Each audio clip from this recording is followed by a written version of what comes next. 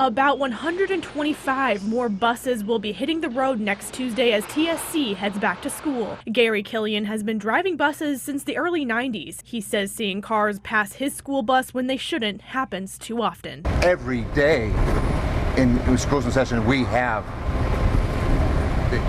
a stop-arm violation. He remembers seeing a slight change in driving behavior after the crash in November. Maybe a month or two where it was still happening, but maybe not at the frequency I'm used to. Yeah. And then it started picking back up.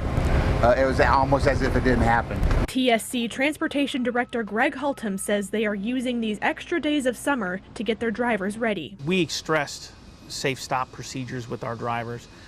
We have done that again. These procedures include drivers knowing when to turn on their lights, putting the parking brake on when stopped, and checking mirrors before visually signaling kids to enter the bus. They've also made some important route changes that comply with the new law. Our routing department went back into our routes and ensured that all of our students that are located on U.S. and state highways are getting on door sites. We don't have anybody crossing a road anymore.